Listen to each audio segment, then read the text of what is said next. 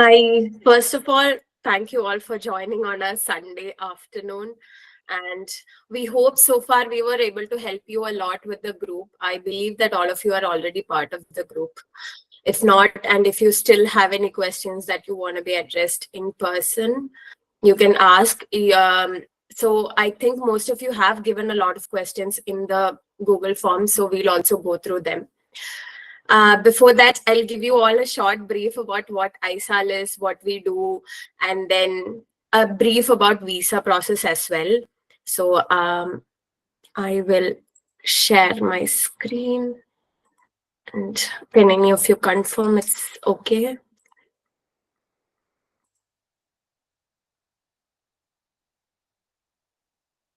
Adiba, is the screen visible?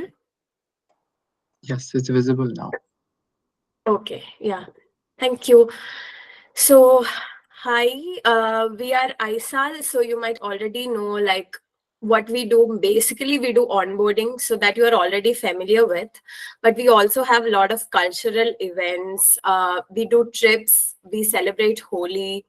We also have events with the embassies and small events through the whole academic year. And if you haven't already used the onboarding guide, we really encourage that you all use the onboarding guide. You can scan this link or you even take a screenshot of this. Onboarding guide is also available on the description of the group, so you can refer to that. Most of your questions answer will be available on this. So we first encourage you to go through this before asking questions. So I'll take a brief about the visa application process because many of you are still yet to start the process. So there are two types of visa. There is a long-term type D visa, which is there for most of the students. But if you're an Erasmus student, you have to use the B35 visa. There are if you are from the South India, you will have to apply to the VFS centers in the South India. And if you're from North India, you have to apply to the VFS centers in North India. And then they will guide you to the Mumbai consulate or the embassy in Delhi. And these are the documents: passport, medical insurance, medical Hello, certificate. Ganga. Sorry to interrupt. I don't think she was sharing the right screen. It's still on the introductory slide. Yeah, I think, Okay. yeah, you're sharing the wrong screen. Uh, okay. So I will redo again. Mhm. Okay, this should work. Is it working? Perfect. Yeah. Much better. Thank you. Yeah, so I believe what I said is still valid, but I'll take you through a couple of pictures of our past events. This is one of our cultural events called Utsav. This happens in the beginning of October. So once you come here, this would be the first event that you'll take part in, or yeah, you can see it. And we also have a lot of events. We conduct at least 2 events every year, one to the Christmas market and one to the Tulip Fields Kokenhof, which is in Netherlands. And then we have events in association with the embassy. We have Bollywood nights. And then we have small cultural nights like every couple of months. And then this is the onboarding guide. This is the QR code which I mentioned. So you can scan it, you can take a screenshot of it, or the link is also available in the group description. And yes, so visa, there is long-term type D student visa, which is there for almost all of you. And then there is Erasmus B35 visa. These are the VFS centers that you can visit. There are around 16 centers all over India. And then these are the documents, starting with passport, medical insurance, medical certificate, diploma or degree certificate, or even professional degree certificate, then police clearance certificate, admission letter, financial certificate, and contribution fee. And you need to take 2 photocopies of each, and it should be self-attested. You should also keep a cover letter which can describe what is your motivation and also what kind of visa that you are applying for. And just a brief about all the medical related documents. So first you need a medical insurance. There is a list of approved agencies, which you will find when you're applying through the VFS website for the through the VFS website. And then it should cover up to 30,000 euros, and the minimum duration is 90 days. And you need a medical certificate, and there is a list of approved doctors which is available on the embassy website. There are like centers in Delhi, Mumbai, Chennai, and I think it's there all over the country. And then all the documents that needs to be apostilled are, you need to have your original degree certificate or your professional degree certificate and your PCC. Then all the finances are, you need a financial certificate. It can be a blocked account which you can avail through KLU1 website. It can be through your scholarship or sponsorship, but the most safe option will be using a blocked account. And it should have at least 1,000 euros a month, so that will be 12,000, and they charge around 100 euros in addition to that. Then you have to pay a contribution fee of approximately 250 euros to the Belgian embassy. And then there is a visa fee that you will pay to VFS, that is around 20k euros, which you will pay during the documents verification or submission. And then mostly you will be called for an interview, especially in South India. You are generally called for an interview to the Mumbai consulate. So once you submit the document, the interview will happen in around 1 to 2 weeks. So keep an eye out if you have already submitted the documents. And then it will be either in Mumbai consulate or in the embassy. And you can take a screenshot of this chart to see where you are and if you are up to date with all the processes that is necessary. Or we'll share it in the group as well. And yes, we are there on Facebook, Instagram, and you might already be there on a WhatsApp group. Also, we are on on YouTube. So we'll post this video as well, and maybe some other informative videos for your arrival, post-arrival, how to get accustomed to Belgium and everything. And once again, please refer to the onboarding guide. It has most of your answers. And before the questions, I think we will introduce our team. I guess almost everyone is already here. Sorry. So, hi, I'm Ganga. I take care of the onboarding I help with the onboarding team. And then I think you can all introduce yourself. Shreya, you can start. Hi, this is Shreya. I'm just joined ISAL, and now I also help, like trying to learn and trying to help the onboarding team. Thank you. Adiba. So I'm Atibhav. I joined ISAL 1.5 years ago. So I'm the secretary at ISAL and I just help with everything possible. Okay. Hello. Hi, I'm Jay, and I also help with onboarding at ISIL, and I manage logistics at all the events. So, hope to see you all soon in Belgium, and all the best. Jehan, if you can, because you're already familiar to us, but still, please. Yeah, I mean, my camera doesn't work sadly, but yeah, I've been in ISAL as long as I can remember, and yeah, wherever I can help, I help. I think the best is like my helpaholic. Yeah, so other than like 4 or 5 of us, we still have a couple of members, and you'll be familiar with them from the WhatsApp group. We all try to help you out with most of your queries. So I think we can get to the questions. If you have direct questions, we'll start with that. And in the meantime, we'll also check the link and go through those questions. So it would be better if you introduce yourself and then ask your questions. It will be useful for other people as well. Or you can even put it on the chat if you are. Abhishek, yeah, shoot. Yeah, hi, I'm Abhishek, and I've applied for the Erasmus Mundus program of Nanoscience and Nanotechnology. So, for Erasmus Mundus students, I believe we have a specific visa code B35, right? So, when applying for the visa, is it the same procedure as a D visa, or is there any like difference? Because there's no specific like B35 procedure. That's why. Should I answer this? Yeah. Yeah, so the thing is, B35 is a subcategory within type D. So the procedure is identically the same. The only difference is that I recommend, because this is a visa that has come recently in the last 3-4 years, is that in your cover letter, you very specifically mention B35. So that what happens is if you're given B31 instead, you will have to reapply, and some formalities in Belgium will be different. So just make sure that you mention specifically mobility B35. Okay, thank you very much, sir.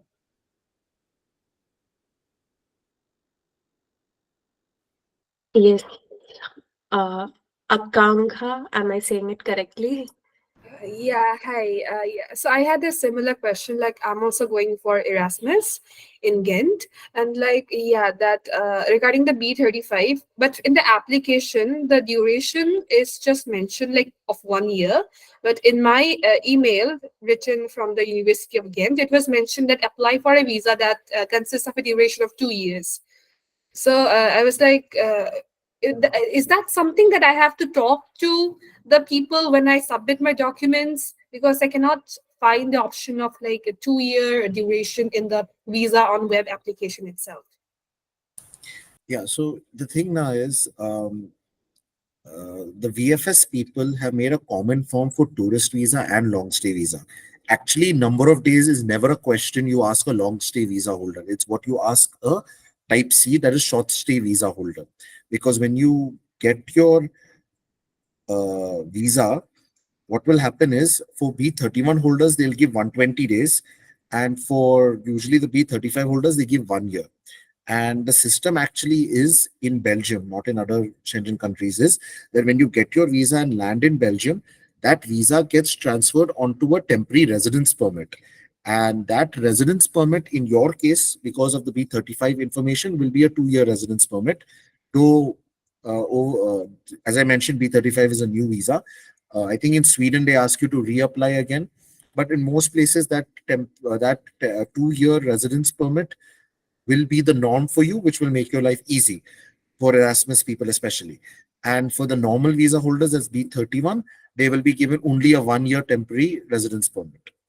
So even though your visa duration might not be the full year, it will kind of, the residence permit part takes care of it more than the visa in your passport, unlike how it is in Germany. All right, thank you. Just one quick thing. I've talked to some of the seniors from EMM Nano. So they are a bit busy now, but soon there will be a link for getting in touch with your seniors from EMM Nano. I've asked them to create a WhatsApp group, and I think that link I shared earlier, but I'll reshare it again in the group once they are free from their exams and all.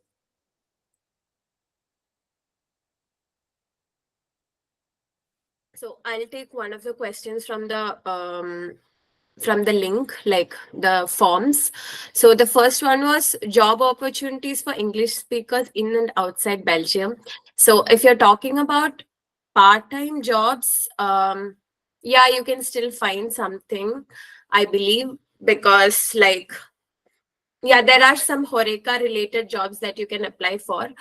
But so once you graduate, it depends on your program entirely. So if it's a very technical program, uh, you should be able to find a job. But if it is not a very technical job, it is very hard to find the job, especially in Belgium. Now they prefer more Dutch people. I'm not scaring you, but it would be better to already look for jobs from your second year if you are really willing to stay here. You have a search year for which you can apply for, and then you can even look for jobs during that time. And there are neighboring countries which you can apply for, like like Netherlands or Germany. Job opportunities are there, but it is up to you to find a job.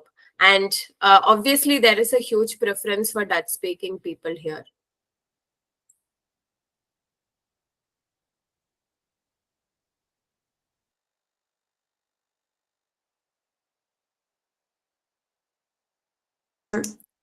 Abhishek, I see you have a question.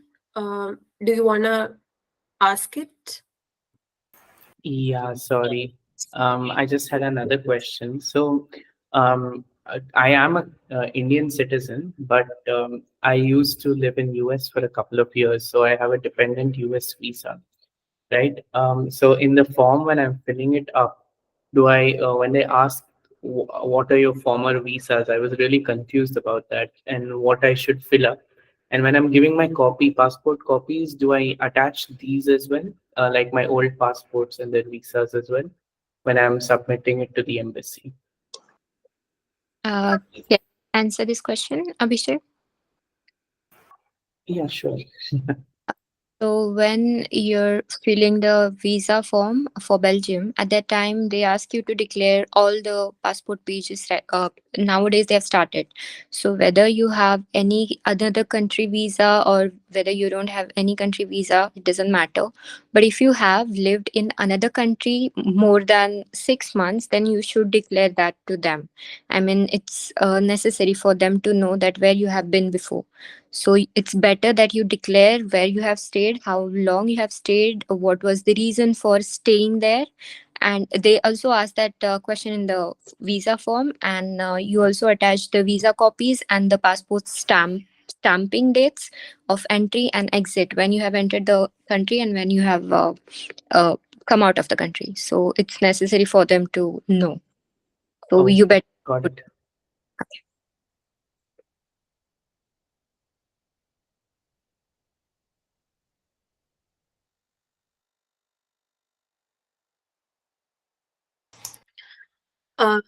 So another question was, what can we do about insurance after the 90 days is over? So maybe Jay, you can help us answer this. Yeah. Yeah. So like once you're done with your insurance, so you have 90 days, and within those 90 days, you have to apply for an insurance, preferably CM or HZIV. If you're like coming to Leuven, I don't know. I guess it's the same with Ghent as well. So you just come here, you fill in the documents once you have your permanent residence, and then yeah, you'll just get it via your email, and yeah, that's it. It's not a big deal. Yeah. Yeah, actually, in Jugend, yes, it's not one from uni, but actually they assist you in getting an appointment. So once you come, you have to first book an appointment in the insurance, as he mentioned, like it could be CM or HZIV. So, Akankha, I think, yeah, you can ask. Hi. My question is like regarding housing. Like I couldn't get a place from the University of Ghent. So I was like searching houses in the private market, but like couldn't really find anything as such. So and because like since I'm an Erasmus student, first of all, the big thing like they are only leasing for 11 months at least, and I have to stay from September to like Feb first week like that. So it was like a difficulty to get the landlords regarding that thing. And also there are a lot of scams going on in Facebook, so I don't know like if anyone would be able to guide me regarding that. Should I answer this or? Yeah. Yeah, you can go Yeah. ahead, Chan. Yeah, so I would also want Ganga to speak on this. But one thing is that, yeah, Facebook, there are a lot of scams. One of the things we always recommend is to stay in touch with the network of Ghent students we make on our WhatsApp groups so that you can be in touch with the students already there. That is always the best source. There is always your typical Cotwiz and other websites which are there in the onboarding guide, which you also refer. And when it comes to your specific problem on Erasmus, usually we use the network such that we use the network of students in such a way that what happens is that you typically go for a 1 year type contract and then we quite to quickly find you a replacement for that. I think you mentioned you're leaving in Feb. Are you from the food program for the Portugal one? I guess that's why you. Hmm? No, no, I'm from the marine science program. Aquaculture marine science program, na? So I No, it's the different one. okay. Yeah, the So one with Norway and Wageningen and all, right? Yes, yes, that one. yeah, so I think we have some seniors from your program as well. You can always get back to them on how they managed, and mostly it will be is they took a 1 year and then found another one to replace them in the accommodation. Yeah, all right. Thank you. Yeah, so mostly people who joined that program I know were living in the university dorms. So now that is out. I don't know if you are in the waiting list. Then it's a possibility you can check them in at what place you are in the waiting list. Otherwise, yes, it is a crisis. But I would also recommend not just looking in Ghent, but also you can look at other places nearby, such as Bruges. They also have a dorms in Bruges. You can apply there. You can apply to Kortrijk. It will be difficult to travel, but then again, it is very difficult. So I know from the last year as well, there were many people who are living outside of the city. So I would recommend that you check out other cities also nearby. Sure, thank you. Yeah, and also about student groups, like there is ESN, like Erasmus Student Network, which like I guess you guys should join. So like people who want like a home, like or a roommate, they usually put it on that group, and yeah, and people can just get in touch, and it's not just like restricted to Indians. It's like people coming from a lot of different countries trying to find homes, trying to sell homes. So yeah, that is. Ganga, do you have the group link for ESN No, Ghent?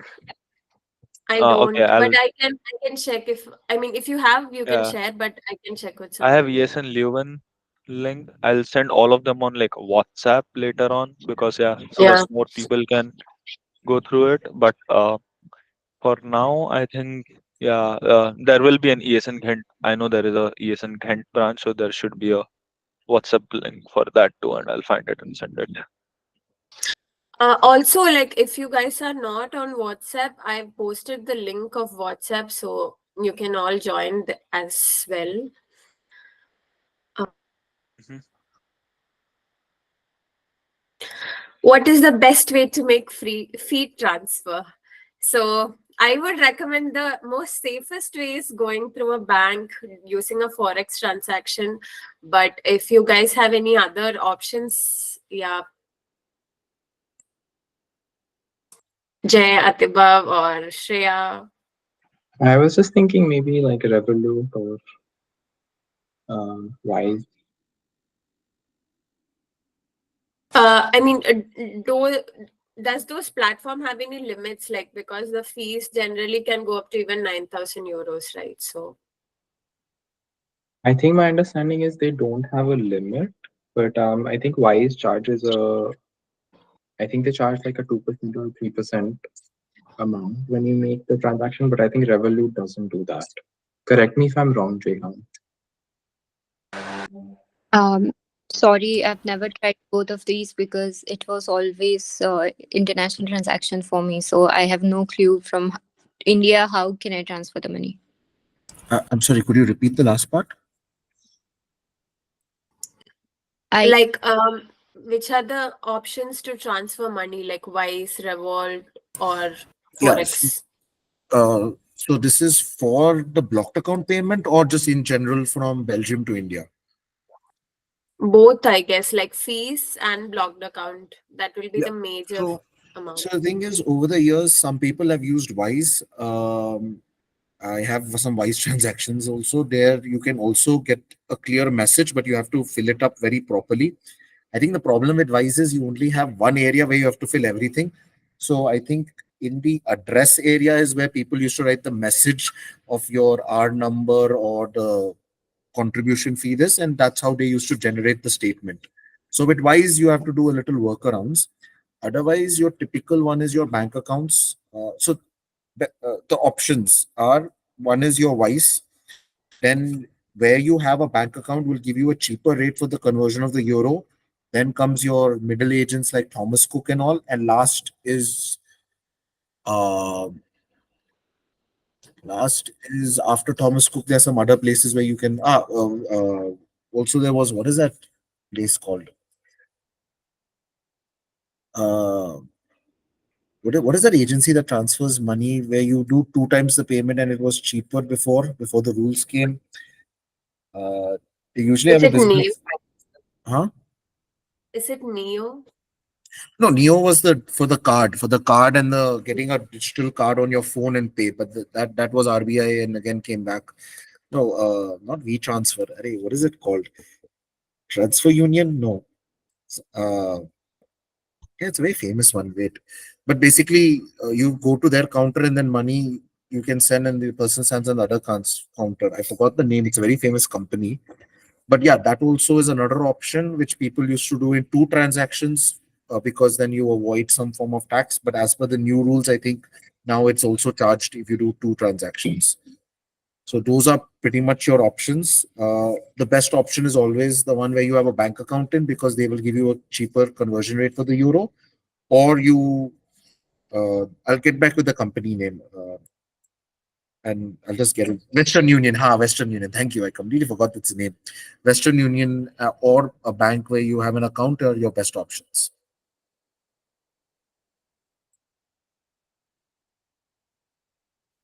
Kanika, you can ask, So, and then we'll take your question, Arun.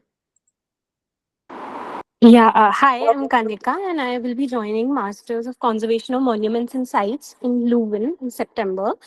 So I had a question that we all know that from 16th the orientation is starting. So I've planned to come to Leuven 1 week before that. So around 8th or 9th, I will be reaching Leuven.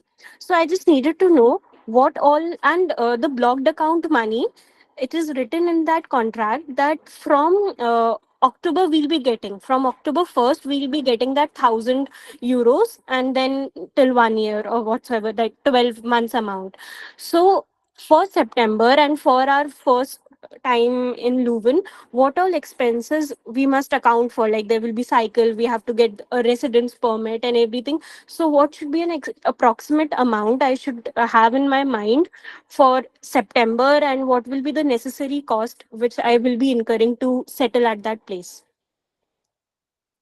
So, yeah, I'll that's a answer. very good Okay. question.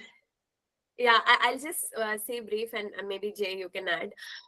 But starting with the major fees, although you will not get your blocked account in September, you will still have to pay your rent. So that's for half a month. Like I think it's from 16th.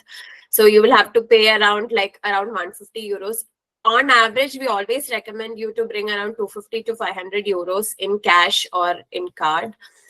But other than that, like you will have to settle down, you will have to get a bike, even the which could come around 100 euros. Even the residence permit, you will have to make payments which could come around 50 euros.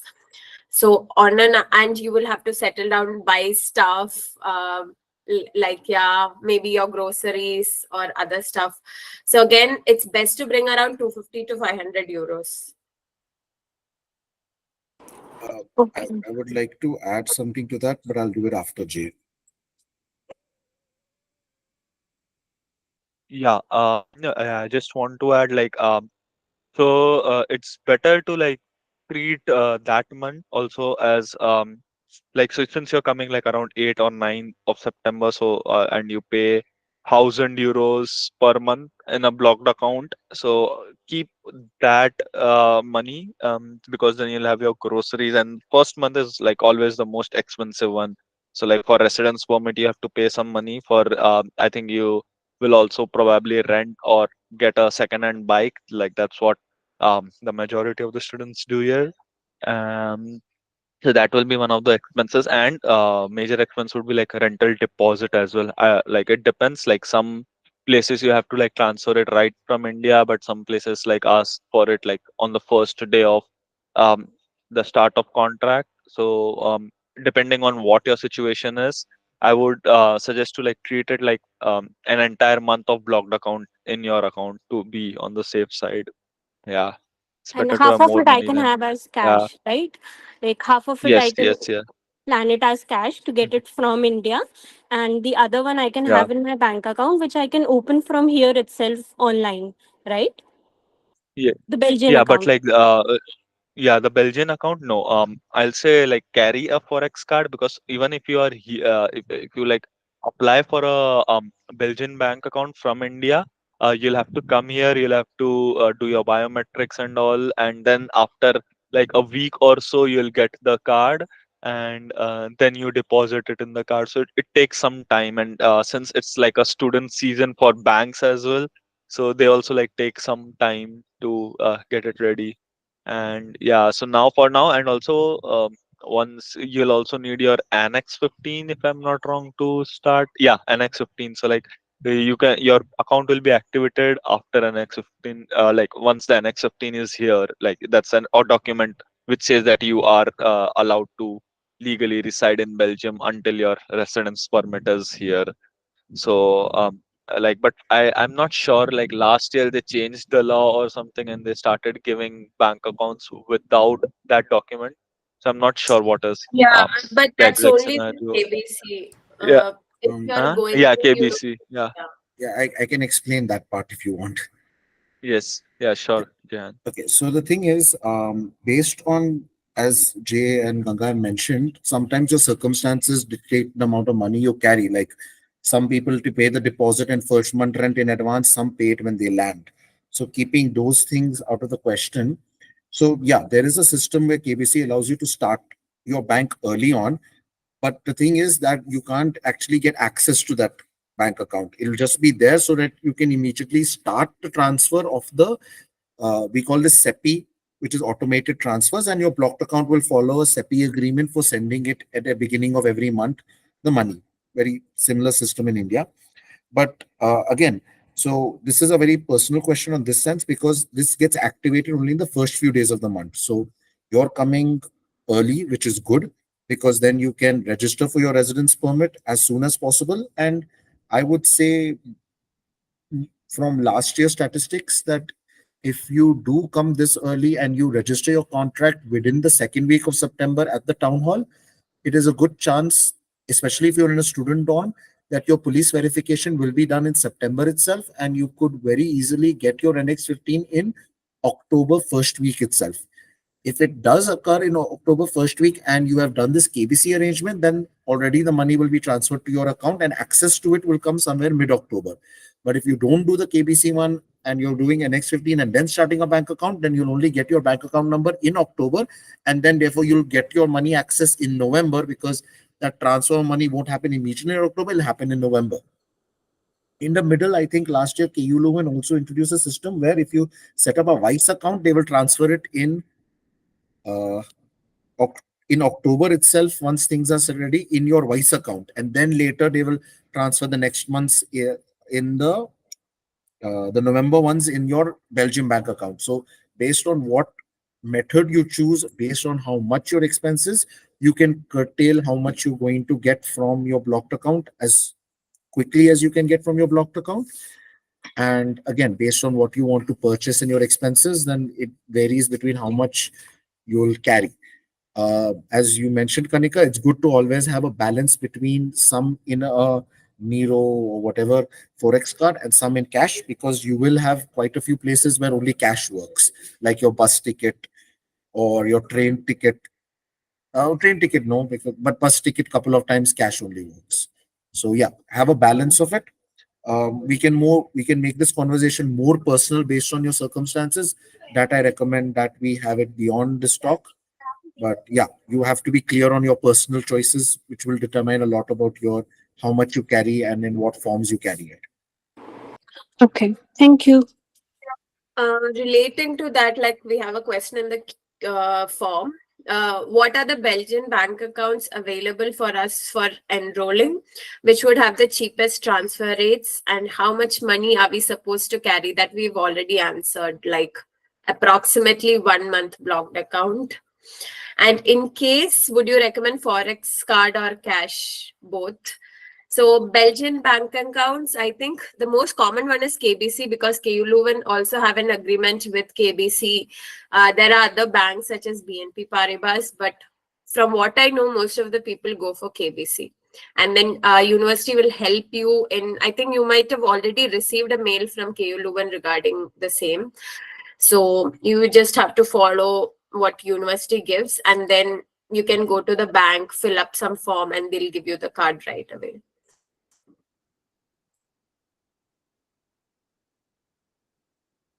So I think I'll go to Arun's question. What are the options to get a new SIM after coming to Belgium?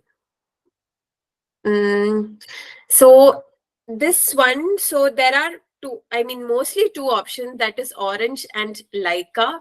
For both, there is no big formalities. You just have to go there. You just have to ask for the SIM. I think you can just purchase the SIM without even the NX15 or any other residential document. I think maybe you'll have to show your passport, but that's it. It's very easy. You can go to the shop. One of the, like, mostly Leica is available in all the night shops, and Orange has their own shops. So you can go there, ask for a card and buy a plan. It will be active immediately. It is one of the easiest, and sometimes they also have stalls in the airport, so you can even buy them from the airport itself. Okay, I want to add things to this.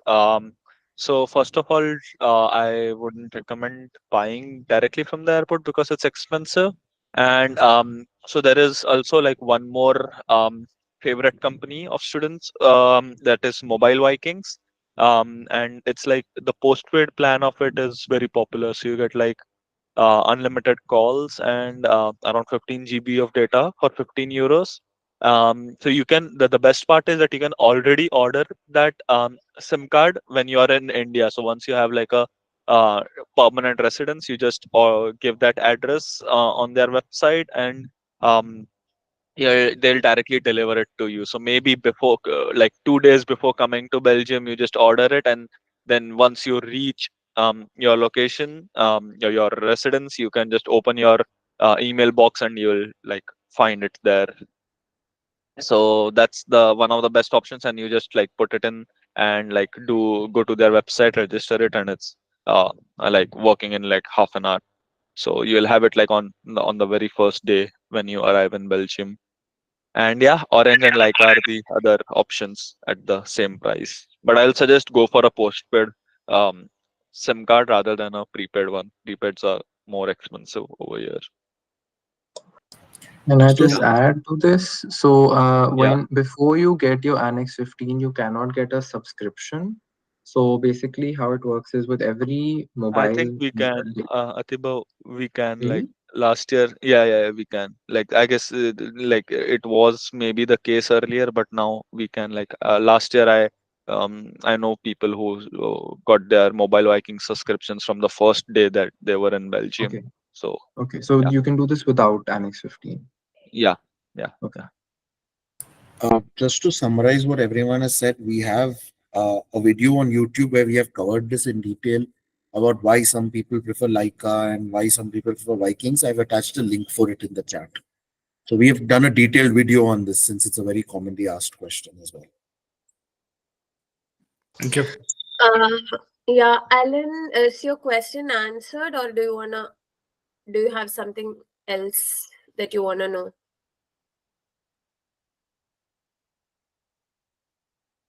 Yeah.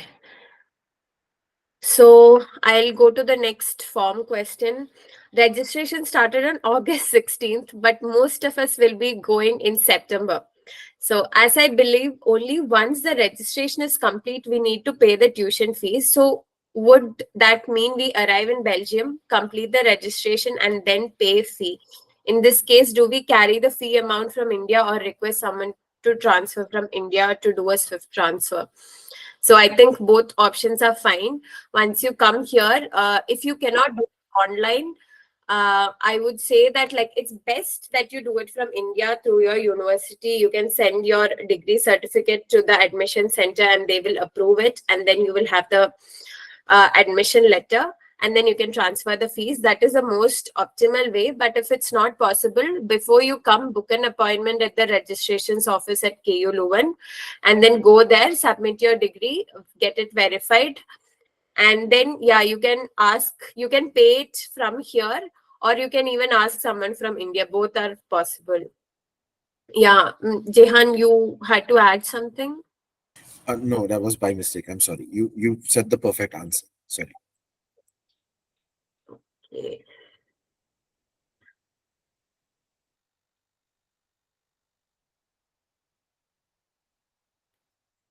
Okay, so options to fill in accommodation for visa, how to plan the arrival from Brussels airport to campus. So I think first one is options to fill in accommodation. So I think this was also covered in the KUL Q&A, like the one that was conducted by the university.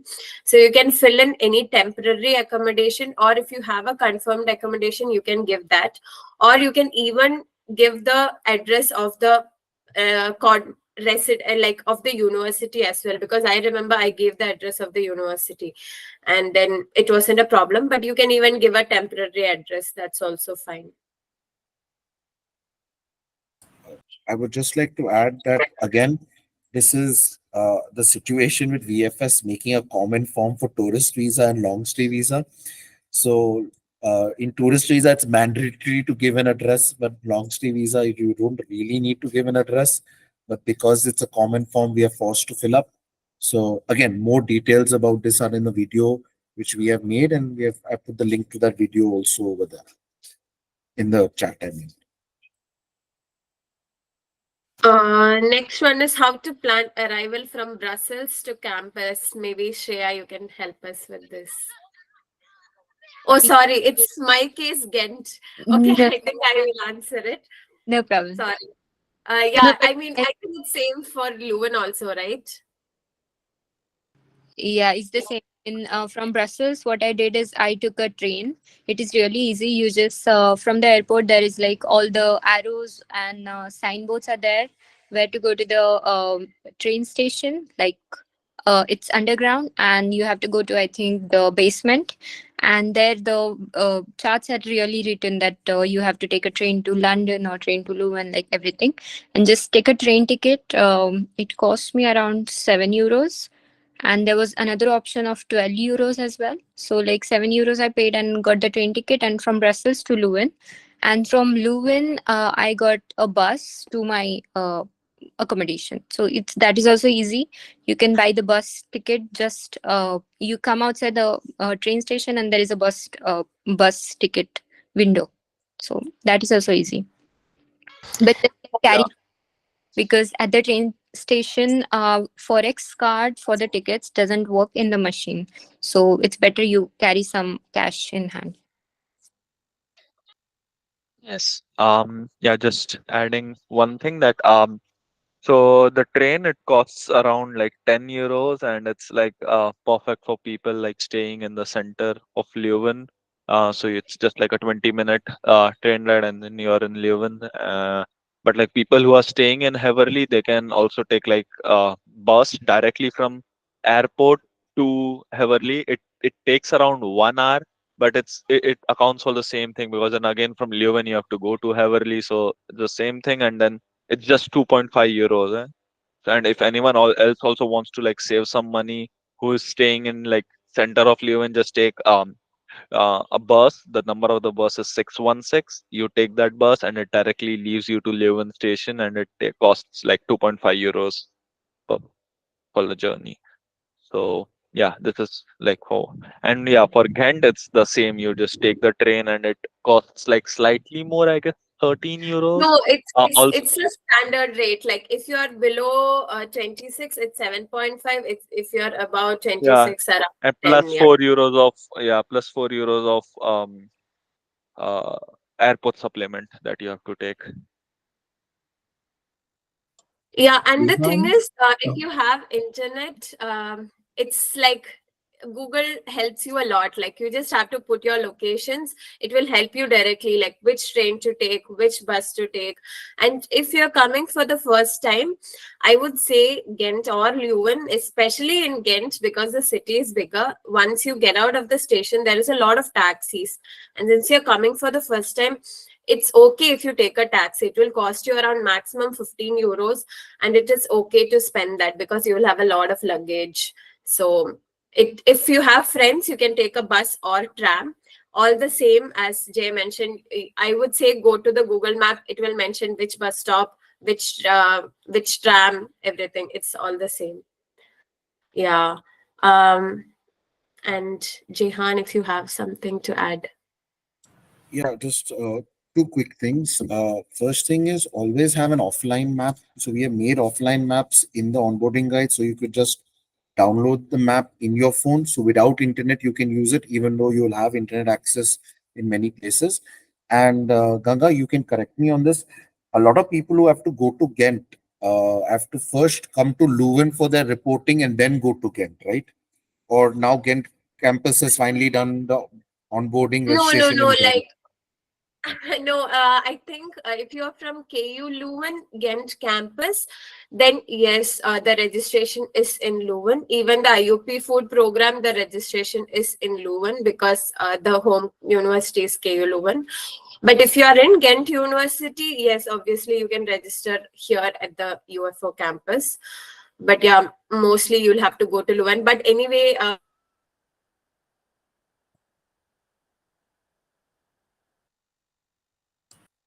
the registration.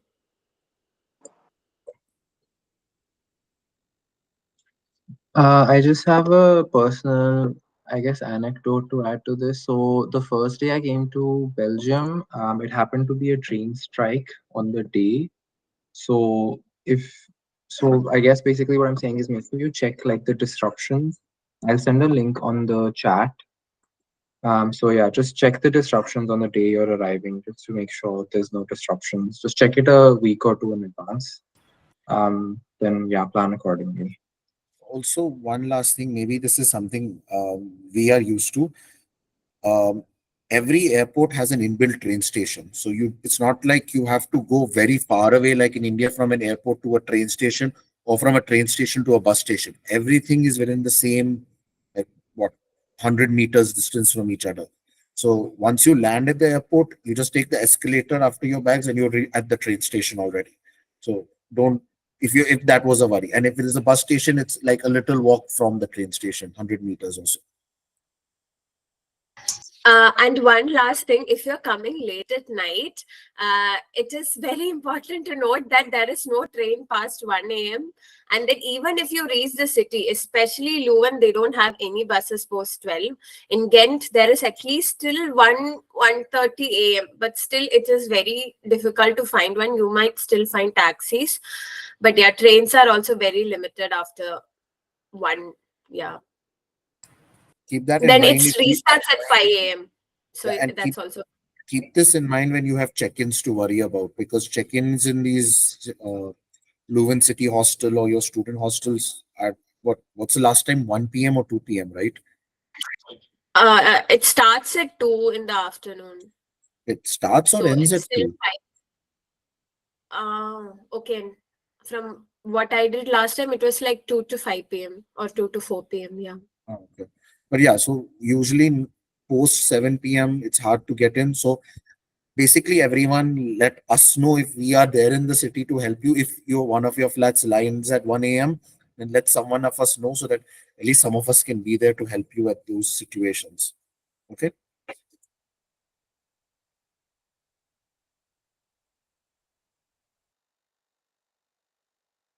And yeah, I mean, towards the travel, we would make an Excel sheet so that you can mention when you are traveling, where you are traveling to, so that you can all plan together and travel together. It will be easier to travel together. So I think, Alan, your question is already answered. But if you still have, you can ask.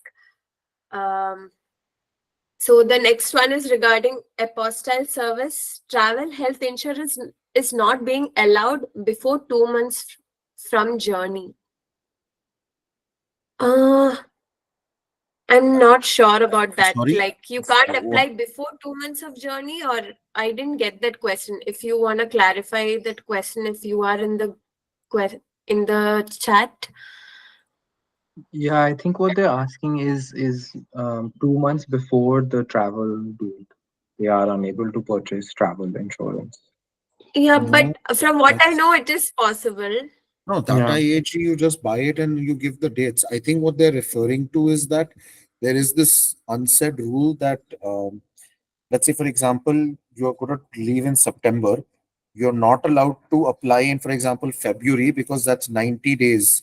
You're supposed to apply within that 90 days bracket, but it's an some people apply and they still get processed. That's the rule I'm aware of. I think it depends on the insurer. So if you're having this problem, just try another insurer. There is a question about registration and enrollment, but I think it's already covered in this chat. So if you still have question, you can put it in the chat, or if you want any particular clarification, you can ask. Can I get a trustable agency for apostilling? So we've shared a list of agencies for apostille in the WhatsApp group, but maybe we can share it once again.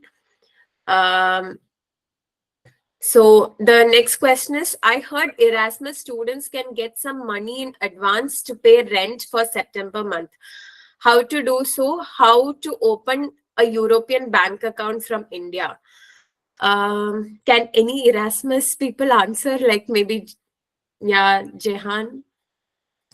Yeah, so the thing is, it was not only an Erasmus thing, it was an in general thing of Leuven for the last, except for the last two years, where basically if you required money, you could, while doing your registration, request the first month of your blocked account money to be paid in hand in cash. I think if you still send an email and request it, you can still do it this year, but you have to give a proper justification why. And yeah, that's mostly it. You can if you sign a signature and all, rather than in October, rather than getting 2 months, you get 1 month. That's basically the idea.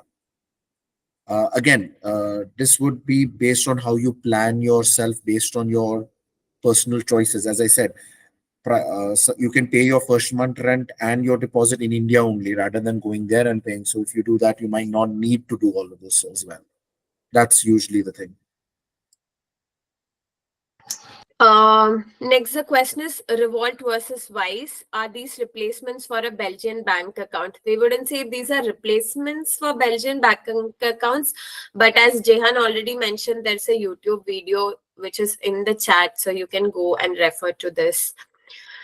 The next one is, please help with the finance of stay part in visa form for Erasmus scholarship student.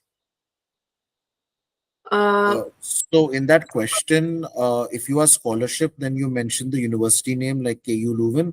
If you are doing a form of blocked account, then it is self-financer.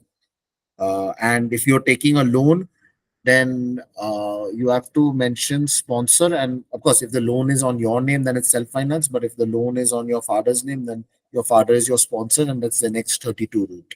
So this is a specific question on the form. That's what I've interpreted the question as. Okay. What would be the orientation day like? Will it be in KU Leuven or Ghent? So it depends on what your program is. KU Leuven has their orientation day and mostly orientation week. So they have a lot of events. There is small exhibitions. They will take you through all the center. What are the different spots in the center? You will get known about what are the clubs available. You can even find us in one of the orientation days.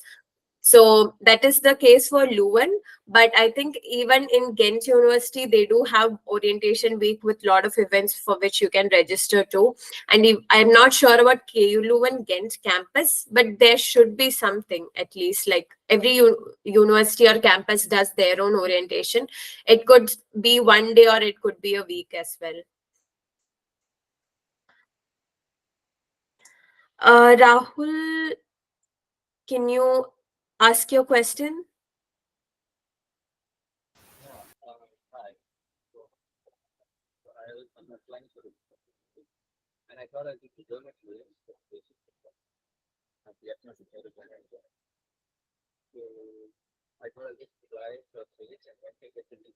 Actually, your voice is not clear, so maybe Yeah.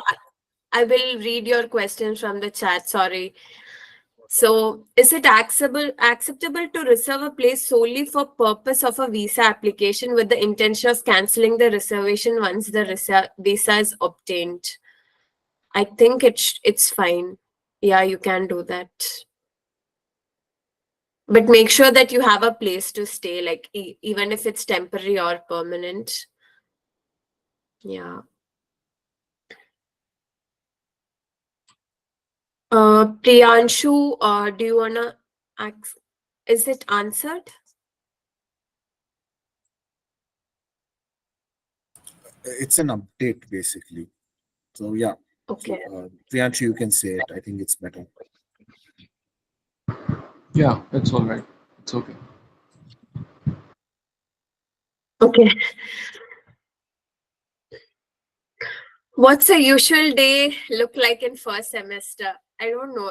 It entirely depends on your program. It's very difficult, but I would say day starts here at 8 or 8:30 and generally ends at 6 if you are in the first semester. But day would look very differently for each of you. Maybe Ganga, share your day. My first semester was done. Guys, be prepared that it's going to be winter when you come. You come in September and the days are going to get darker. So be prepared for that. Bring vitamin D. Day starts pretty early. Like it starts at 8. I think it's the case for Keluan and Ghent that you have classes in the morning and then you have your lunch at 3:30. Sorry, 11:30. And then you have 2 to 3 hours of classes or lab depending on your program, and then it ends at 6. That's it. That's how university will look like, especially first semester, but then you get used to it. You know how to manage your time, so it gets better, and then it gets sunnier, so days get better. Don't lose hope and always keep in touch. ISAL always conducts events like Bollywood Night, Utsav, so you can always join us, take part in our events. Yes. So, Kanika, you can ask your question. In that time, I'll go through the chat. Yeah. So, as you were mentioning about being sick and all, so we all have these basic medicines like a paracetamol or some painkillers we take. So, like my doctor was saying that you can take like 20 or 30 tablets, which will be sufficient for you for 1 year. So, is a prescription needed for me that in case my luggage is opened on the airport, it should have a prescription or anything, or I can bring that quantum of medicines with me, like wouldn't that make a problem? Is it okay if I answer? Yeah, Go yeah. Shreya. Go ahead. No, just go ahead. No problem. So this is a bit technical. So if the medicine is not a prescribed medicine in Belgium, then you don't need a doctor certificate. So if it's a paracetamol, for example, you don't need a certificate. But if it's any other medicine, then you should ideally have a doctor's prescription. What I would recommend from my personal experience is just go to a general doctor in India and ask them for a list of the commonly used medicines.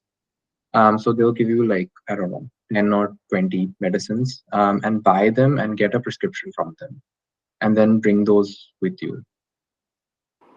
Shreya, if you want to add anything, please feel free. Yeah, I was saying the same that the prescriptions that are available over the counter, maybe you can just get it, but there is a limit on quantity. You cannot get more than 30 tablets with you if it is not prescribed and it is over the counter tablet. So other tablets like general, like if you have acidity issues or maybe cough issues or cold issues because the winter is going to come, so you can better carry like cough throats or spray or maybe some cough syrups or some like general medicines, but you have a prescription from him or just a certificate that these are the medicines that I need or I require. So that's enough. But don't carry a like big chunk of medicines, because if your luggage is going to be in a transit, like you're traveling from one, like from India to another country, from that country to Belgium, then it might be a issue if they your luggage comes in between, but the chances are very rare. But for the safer side, just keep the copy in your luggage and in your handbag as well, so you know it. Okay. And So just want to add, yeah, go Jehan, you go yeah, first. yeah. So always the rule is, in a clean, clear plastic bag, put all your medicines with the prescription of the doctor. Of course, common medicines like paracetamol are not a problem, but you got to remember that even paracetamol comes with different brand names. So the word Sinarest is there in India, but a European guy will be like, "What the hell is Sinarest?" So he won't get that. He won't read it and check, "Oh, this is paracetamol, this much milligrams." And amount of paracetamol in milligrams allowed is different in different countries. All of this the doctor is well aware. Whatever he prescribes, he'll prescribe the right amount. Do not over purchase what he has given.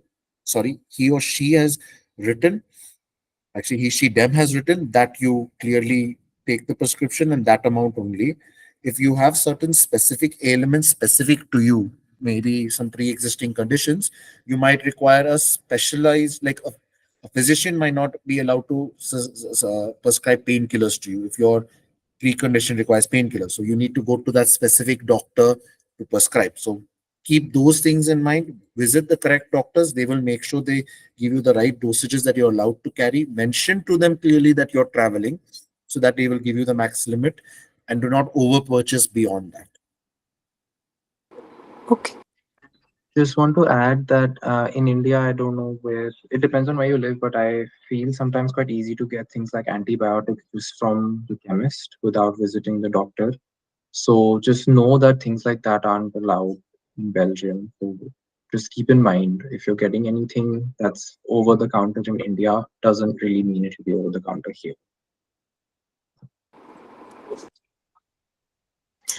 Pranav, you had a question about your luggage. I don't know your particular case if it's addressed, but in general, if it's from the same operator, like if it's Etihad and both flights are from the same operator and you've booked tickets together, generally you don't need to worry about transferring your check-in luggage. But otherwise, if you've booked it as two separate tickets, the duty comes to you that you have to check. I mean, take the check-in luggage out, then check in again. And if your boarding pass is one, then again it's checked in together. So I think it's very dependent on your individual cases. Just to add to that, yeah, that's a quick way if you get one boarding pass. But if, let's say, you were in a collaboration flight, like how we had Etihad and Air India at one Indigo, point yeah. in time, yeah, or Indigo, I'm sorry. So it will clearly be written the word check-in. If you see check-in in your other second flight, means you have to check in. If the word layover or transit is there, that automatically means luggage is taken care within the two uh, sub aircraft suppliers.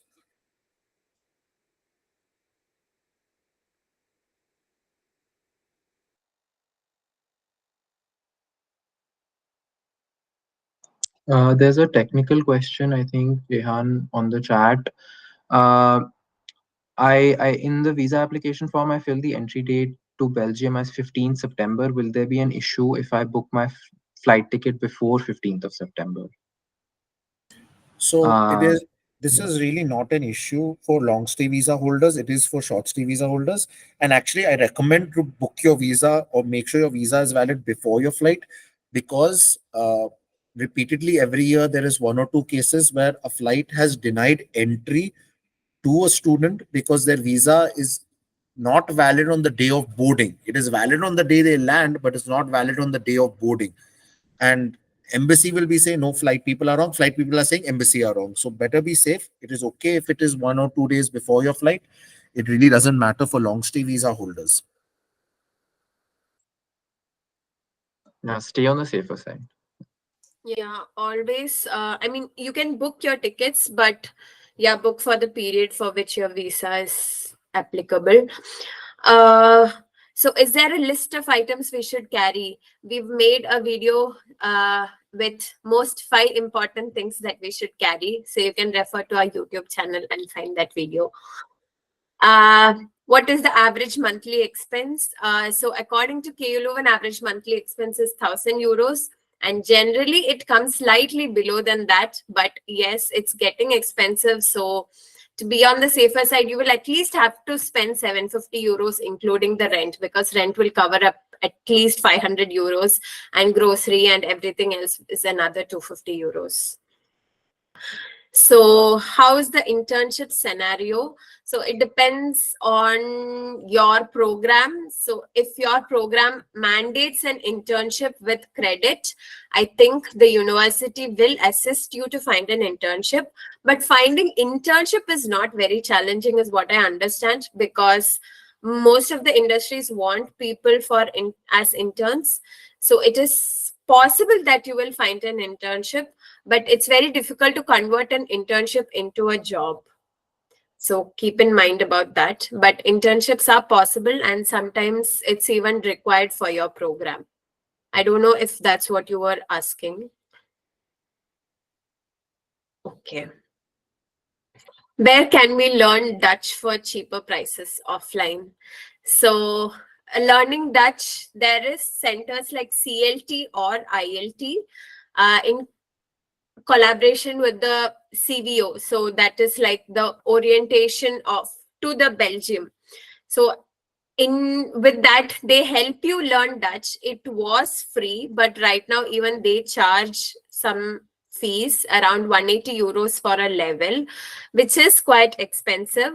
But at the same time, if you are an Erasmus student, the university will assist you in learning language up to 2 levels. Especially I know about Jugend. So if you are an Erasmus student, you can apply through the university to get to join the language program, and then it's free for you. But otherwise, it is quite expensive nowadays. Earlier, it was free, yeah. Kinga, I want to ask here, is it possible to do a Dutch subject in the course? Like you replace one of your, is that still possible or no? At least not in any of the Master of Science programs. Okay. Yeah. I would like to just correct that a little. There is a course called Dutch Language and Culture that covers up to level A Dutch equivalency in teaching. I think that is compulsory for EMM Nano students or local Nano students. I don't remember that. I think EMM Nano, it's compulsory to take.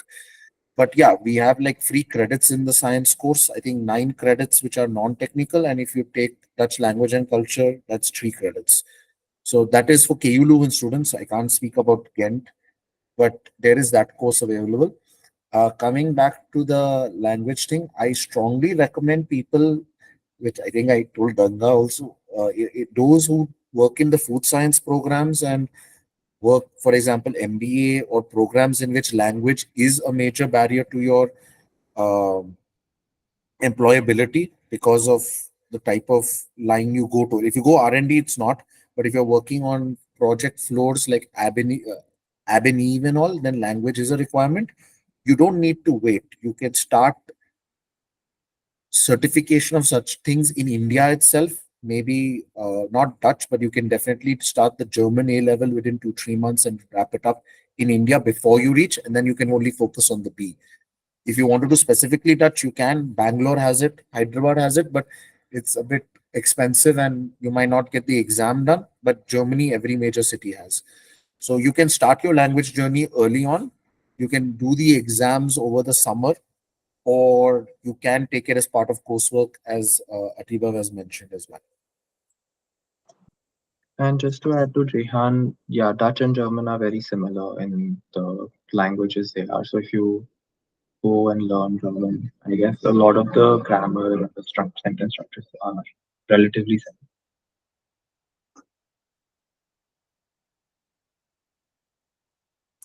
I see this question about the VFS appointment. So Vaibhav, are you in the south of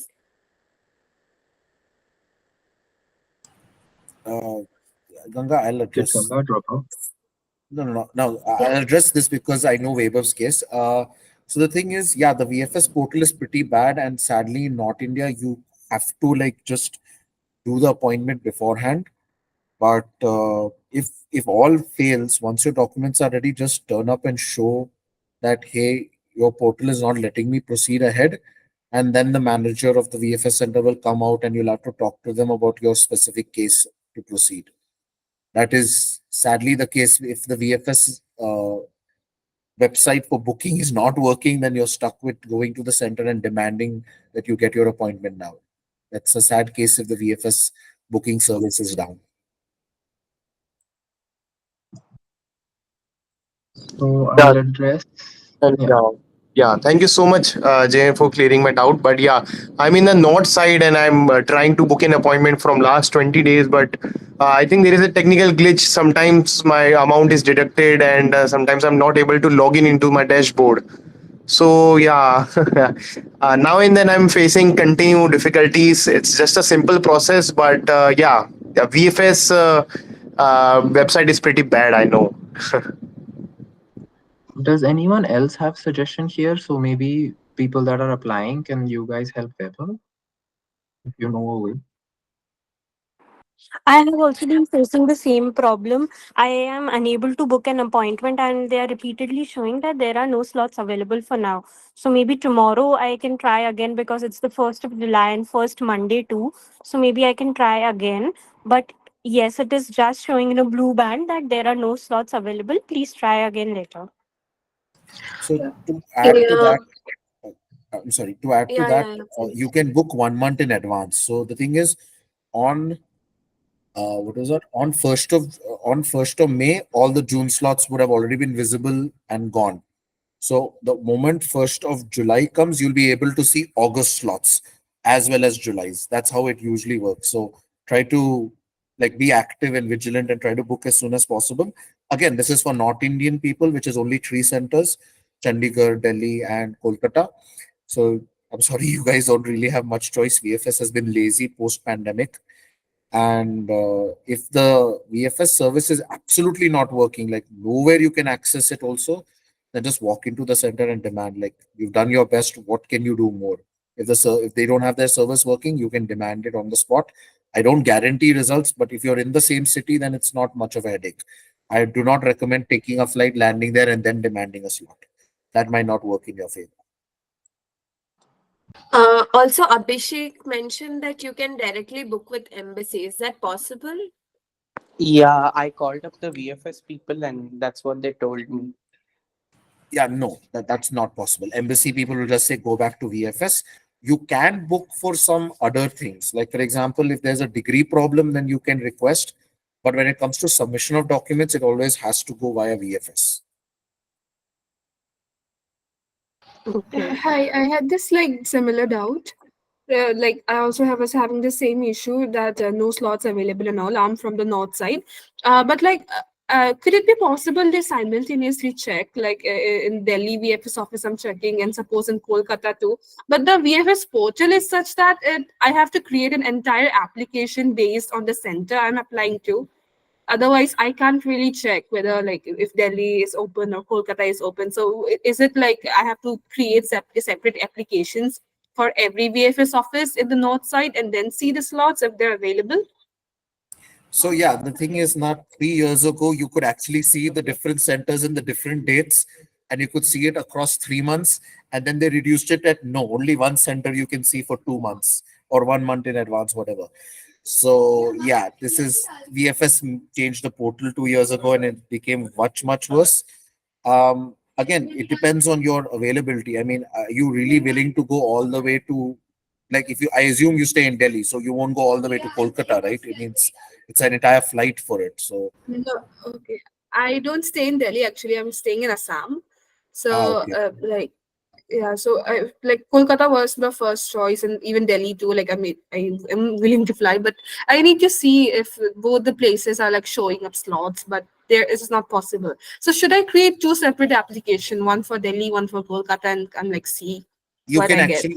actually do that, but I think one of the applications would require two different email Okay, I didn't see that. Okay.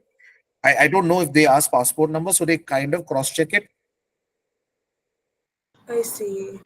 The thing is, you have to use a different email ID or something like that, maybe, and then maybe you can see the different slots.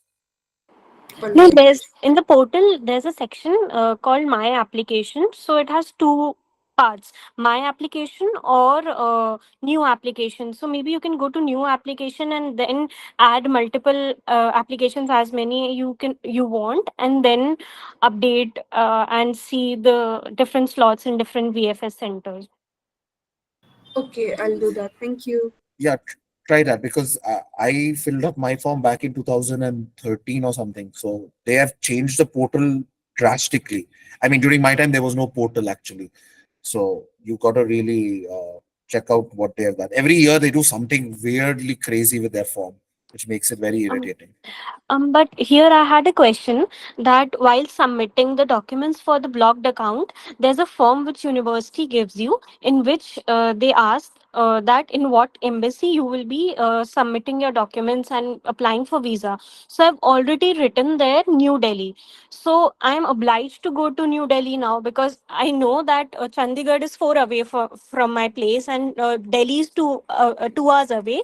But if I don't get any slots in Delhi, I would be preferring to go to Chandigarh. But again, already I've written New Delhi in my blocked account form. So I cannot change that, right? Yeah, No, it is I'll fine. explain this. Yeah. So the thing is, now you only have two centers which can give visas. That is the consulate or embassy at Delhi and the consulate in Mumbai. Now, whether you submit it in Chennai, Hyderabad, Chandigarh, wherever, these VFSs will be sent to VFS Delhi, VFS Mumbai, and they will give it to that consulate. So this is more of a reference to the consulate or the embassy, because KU Leuven will send the blocked account certificate of solvency letter to that embassy. They won't send it to the VFS. So Okay. it really doesn't matter where you go in North India, because always it will be New Delhi, and where you go in South India, because it will always be Mumbai. So yeah, that's the system they follow.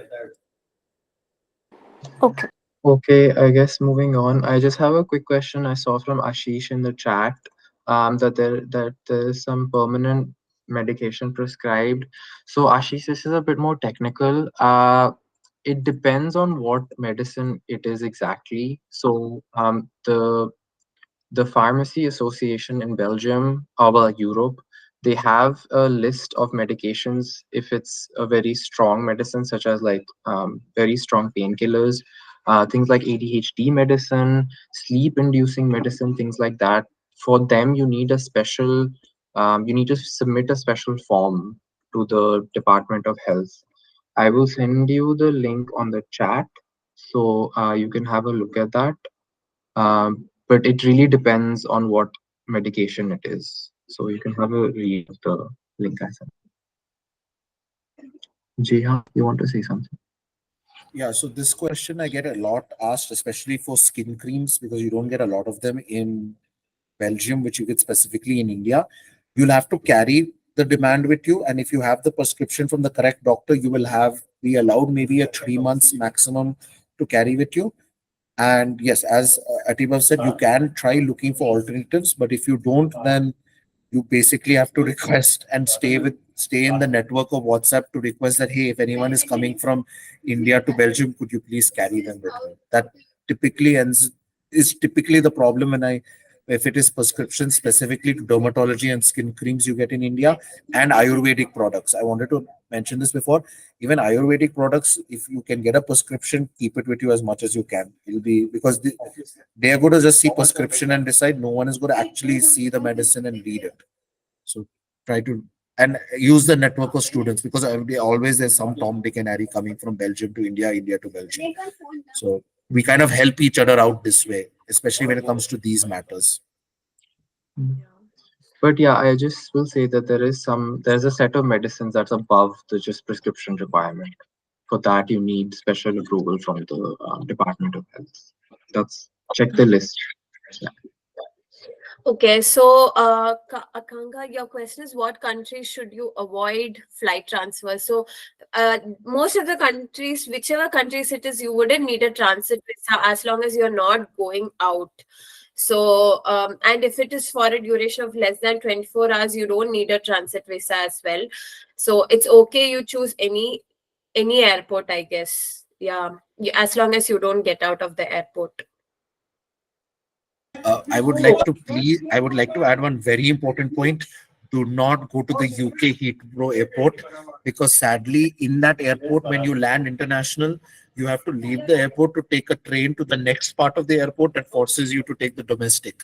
So, yeah, you don't need transfer visas, transit visas, but sadly, in the UK airport, every time you land, you do. So, avoid flights to Belgium via UK's Heathrow Airport. It is a mess up in their infrastructure that causes this. I think that may not even be a thing now. They have some flexibility. I'm not sure. Mm.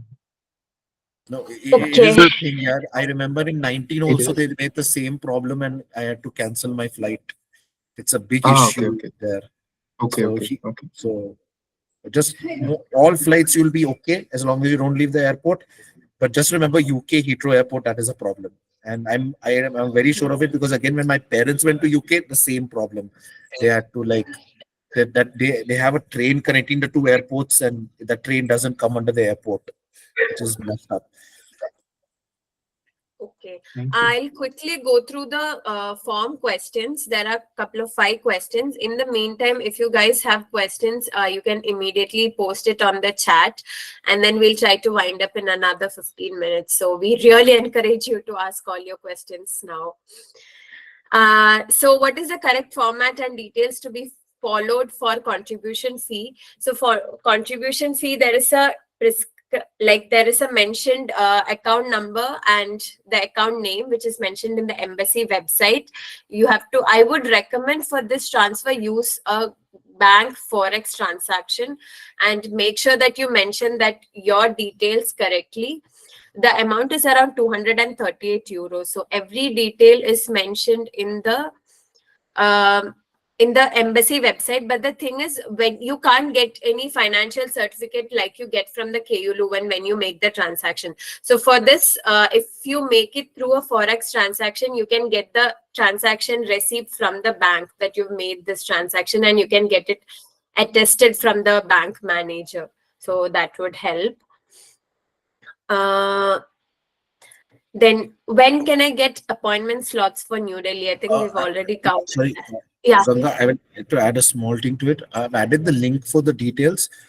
I would also like to say is that we have made a document with some samples of what is accepted and not accepted. So we share that also to show what exactly needs to be, because the format, there's some many details to this which I will cover later, but we have made a guideline on that as well. We will share that as well. Okay. And also, if you have any particular question, you can ask in the WhatsApp group or get in touch with any of us now that you're familiar with all of us. How to get visa in one shot? I think you can follow the onboarding guide, follow step by step, follow the list of documents, follow the presentation we gave today. You will get visa in one shot. So what information should be included in motivation letter? Jehan, can you mention this briefly? Because I think I had a different idea of motivation letter. Yeah, so the thing is, motivation letter or a one-page cover letter is basically a summary of the application, and it should cover details which are not being shown by your documents.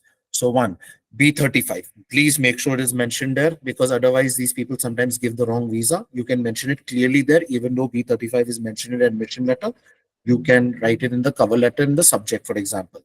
Another common example is you had a past visa rejection, or you by mistake paid the wrong contribution fee and paid a second time contribution fee, or the difference. So whenever you have like something which is particular weird or not not directly there in your application, but you need to explain it, you put it in the cover letter. Example could be that you're coming in August to travel Italy and then go to college in September. You mention that in cover letter so people can understand, oh, that is why you're going. So that is the purpose of cover letter. There are other reasons as well, but this is the primary reason. Thank you, Jehan. Things to do once you come to Leuven, what place should we go? So we have another Q&A planned for all the arrival and post-arrival questions. So what to do, where to go, how to travel. So we'll probably have another Q&A and you can ask more questions about all of this then. We'll cover it and probably we'll also create a video so that you will see what places to go to once you are in Leuven. Is it possible to start the visa process after July 15th? Yes, it is possible. Considering even a period of 1 month, you would still be able to get the visa by August 15th. It would be tough, yes, because the later you get, the longer duration it takes to get the visa. But still, you should be able to manage to get the visa by August 15th or even September 1st week. It should be okay, but we still encourage you to already start the application, gather the documents, find a slot. So we'll also share the Gantt chart image in the WhatsApp group so you can see that and see what are the steps where you are and try to start the visa process soon. How to find housing in private market. I think we've already covered. It's tough. Check the Facebook groups. You would get scammed, but be aware of it, that don't get scammed. You can even check university websites and court-wise for Leuven and court at Ghent for Ghent. And yeah, I would also recommend that you check the nearby cities. Now, in Leuven, I think you still can find housing, but in Ghent, I would recommend to also check the nearby cities. Yes, Jehan. One quick thing. If any moment they say that you need to pay this much or need to deposit something in some stamp form or some rubbish they say about money before you see a room, that is a scam. Okay, just straight out, it's a scam. No landlord has the right to ask you money to show a room. And if they say it's refundable, it's just a lie.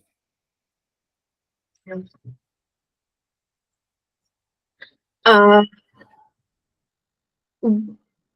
while submitting the document, is it necessary to have confirmation ID and a travel itinerary? It is not necessary. Yeah. I'll just clear. This confirmation ID is just another generic jargon for admission letter. So that is needed. Itinerary, absolutely not. That's tourist visa.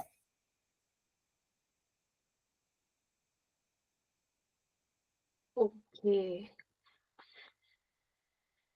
So I think there is another question from Vaibhav. I have a message from KU Leuven regarding B35 visa. They can get. Could you elaborate your question regarding the visa, or is it already discussed? I think you have another question also, right? Vaibhav? Yeah, sure.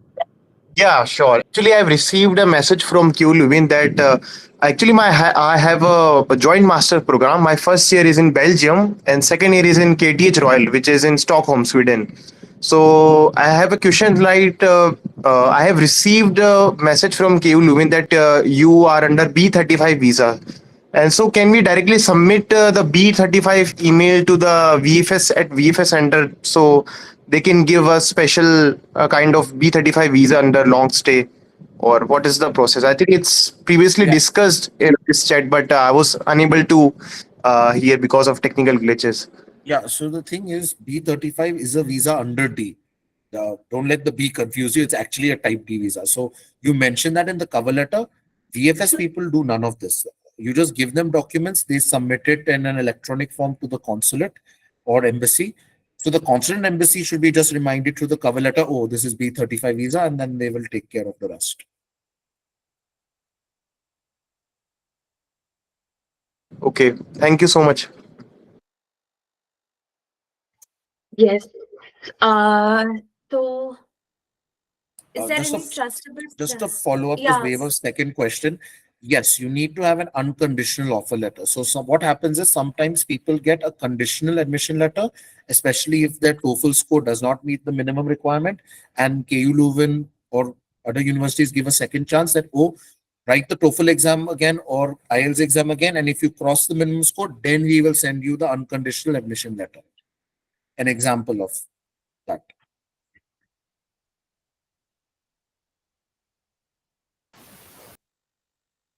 Okay, we'll still wait for a question if you guys have for another minute. But if you don't, we really thank you for asking questions. Yes, Rahul. Your voice is very feeble. If you can send a message, maybe I can read it out.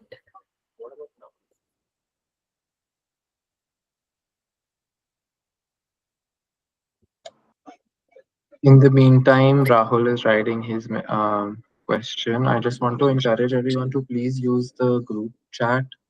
I think a lot of people's questions have been answered there already. So just make use of each other, and if you can, answer other people's questions as well. Because I think sometimes you might know even more than us because you're in the process right now. So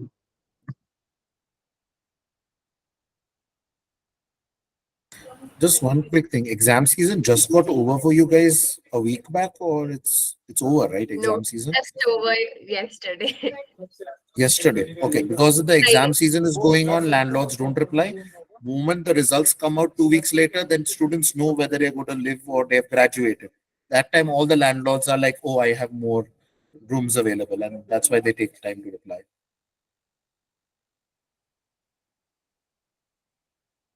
So Akanka has a question. I think Jehan, you might know what to say for Yeah, this. I think people are confusing conditional and unconditional. If in your admission letter at the bottom it says your admission is conditional on you presenting your bachelor's, your secondary education, blah blah, that is standard format for a typical admission letter. That is not a conditional admission letter. A conditional admission letter will clearly mention it's because of your low score in TOEFL or IELTS or something. So, Vaganka, your one at the bottom says it's conditional based on your submission of your degree and all that verification. That is a standard admission letter. You can go ahead with your visa with that. And that registration you can do post visa or before visa, whichever is easier. KU Leuven now has it online, but if you can't do it for whatever reason, your college is lazy to send an email, you or have a web portal, then you can go ahead with visa and then do it in person. Um, Another portal through which you can verify, right? Because I heard it from a few students that they verified through another portal through ministry. So if any of you know, please share it in the group or please let Yeah. others also know. That is called True Copy. It's a tie-up between some universities. I didn't even know it was government, but it depends. In some colleges, it's free. In some colleges, they have charged 5,000 rupees for doing it. I would say better just land there and do it through a postal or send an email via university. That also is sometimes good enough. True Copy is the recent one, if I remember. So I think Rahul, your question is covered, but Akanga, Erasmus students do not need to pay the contribution. I mean, Erasmus students, if you have a scholarship, you don't need to pay the contribution fee, but otherwise you still have to pay the contribution fee. So I've attached a link of ibz.be in this chat. I'll repost it right now. There, very clearly, you'll find the exceptions and all. But as Ganga has very well said, if you have, if you have it, if you don't, if you're not paying a tuition fee, then pretty much you're exempted. If you are, then you are. And PhD people, if there are any PhD, you are exempted.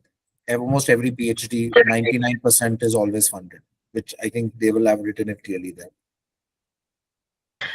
And regarding the so submitting your bachelor's and getting the certificate, it's not the admission letter, it is a registration certificate. For visa application, you need the admission letter, not the registration certificate. Registration certificate is required for you to make the transfer for the fee. Like only once you get the registration certificate, you will get the reference number and the account number to which you need to make the payment. Please don't confuse them together. Admission letter, I think all of you would have already received, and it is required for the visa. But the other one is registration letter.